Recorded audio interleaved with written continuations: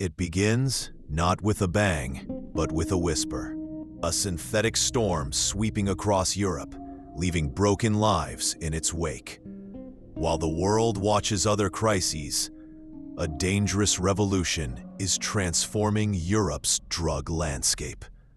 Methamphetamine, once rare in Europe, now floods cities from Lisbon to Helsinki. This isn't just a drug story. It's about global supply chains, digital black markets, and a public health system pushed to its limits. The numbers are staggering, but behind them lie human tragedies that remain largely untold. European monitoring centers report shocking data. Meth seizures increased by 400% in 5 years. Germany saw meth-related hospitalizations triple since 2018. In Czech Republic, meth accounts for 60% of drug treatment demands. But these statistics represent real people. Parents, workers, students, caught in a web they never saw coming. The epidemic spread silently because meth doesn't discriminate by class or background, making it Europe's most democratic destroyer. For decades, Europe's meth supply came from small local labs. Then, everything changed. International criminal networks discovered Europe's vulnerability. They established production hubs in the Netherlands and Belgium, using legal loopholes and port vulnerabilities. Precursor chemicals arrive from Asia through major ports like Rotterdam and Antwerp, where overwhelmed customs officials intercept less than 10% of incoming shipments. The Netherlands became Europe's meth laboratory not by accident, but by design. Criminal organizations exploited the country's advanced chemical industry and transport infrastructure.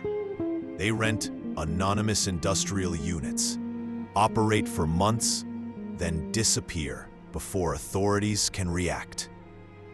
The synthetic drugs produced here travel along Europe's highways in specially modified vehicles, their cargo worth millions on the streets of Berlin, Paris, and London. While traditional smuggling continues, the real revolution happened online. Darknet markets like Alpha Bay and Empire Market created anonymous global bazaars. Buyers order meth with cryptocurrency, receive shipping tracking numbers, and get delivery through postal services. The digital footprint is minimal, the risks lower, and the reach unlimited. This isn't your grandfather's drug trade. It's Amazon for addicts. Bitcoin and Monero became the lifeblood of this new drug economy. Transactions worth millions flow through cryptocurrency mixers that obscure the money trail. European police agencies struggle to track these digital payments, while dealers operate with impunity. The very technology that promised financial freedom now enables Europe's destruction, one anonymous transaction at a time. Meet Anna, anonymous, a 24-year-old graphic designer from Berlin. She first tried meth at a club, thinking it was MDMA. The energy and focus felt miraculous. Within months, she was buying online, her life unraveling as the drug took control. Her story mirrors thousands across Europe, educated, employed people who never imagined becoming addicts. Doctors describe meth's impact as biological terrorism. The drug triggers psychosis, cardiovascular collapse, and rapid cognitive decline. Emergency rooms see patients with meth-induced schizophrenia that mimics severe mental illness. The healthcare cost runs into billions annually, stretching systems already strained by COVID-19 and aging populations. Europol officials confess they're fighting a hydra. Cut off one head, two more appear. Small teams face sophisticated international networks with better funding and technology. Police raids on labs increased 200%, but production continues unabated. The profit margins are so high that seizures barely affect supply or street prices. The key to Europe's meth explosion lies in perfectly legal chemicals. Ephedrine and pseudoephedrine, essential for meth production, flow through legitimate pharmaceutical channels. Criminal networks use front companies to import tons of these precursors, then divert them to hidden laboratories. The legal chemical trade has become the Achilles heel in Europe's fight against meth. While attention focuses on Western Europe, a dangerous new route emerges through the Balkans. Criminal groups from Albania and Serbia establish supply lines from the Middle East, exploiting political instability and corruption. This southern flank threatens to open Europe to even larger meth shipments, bypassing traditional monitoring systems. Beyond healthcare and policing, meth devastates communities. Employers report productivity losses, families fracture under addiction strain, and children enter foster care at alarming rates. The social fabric tears in ways that statistics can't capture, but every social worker recognizes immediately. Rehabilitation centers face overwhelming demand with inadequate resources.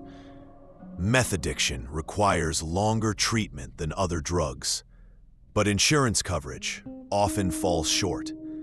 Waiting lists stretch for months, during which users relapse or die.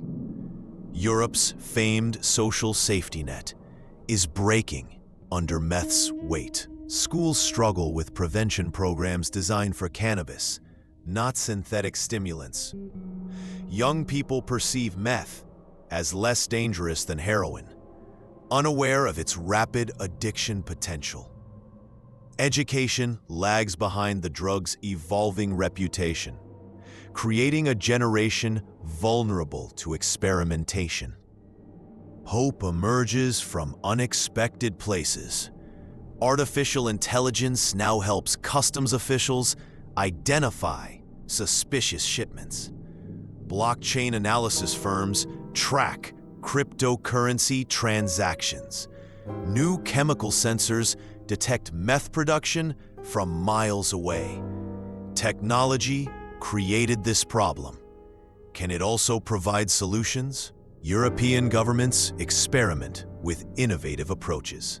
Portugal's decriminalization model shows promise, while Switzerland's harm reduction programs demonstrate effectiveness. But political will varies, and coordinated action remains elusive as nations prioritize different strategies. Grassroots organizations fill gaps left by official programs. Parents form support networks. Recovered users mentor current addicts, and neighborhoods establish watch programs.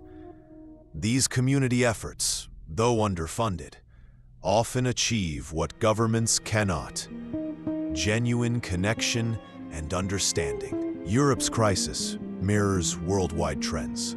North America struggles with fentanyl. Asia battles meth production. Africa faces growing addiction.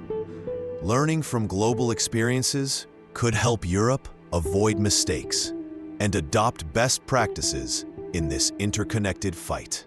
The meth economy follows basic market principles.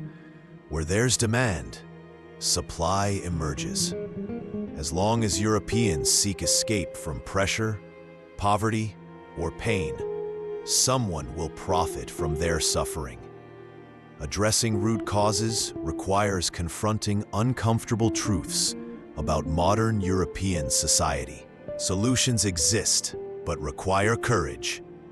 Better treatment access, smarter policing, honest education, and addressing social inequalities. The meth crisis ultimately questions what kind of Europe we want. One that reacts to symptoms, or one that heals causes. The choice remains ours to make before more generations are lost. The meth crisis shows us how interconnected our world has become. From Dutch laboratories to darknet markets, from pharmaceutical chemicals to shattered lives. But every crisis contains the seeds of solution. If this investigation opened your eyes to Europe's hidden epidemic, join our truth-seeking community at Reality Decoded. Subscribe now and ring the notification bell so you never miss our deep dives into the world's most urgent stories. Share this video with someone who needs to understand this crisis, because awareness is the first step toward change. For help or information, visit the European Monitoring Center for Drugs in our description. Stay aware, stay engaged. This is Reality Decoded, bringing truth to light.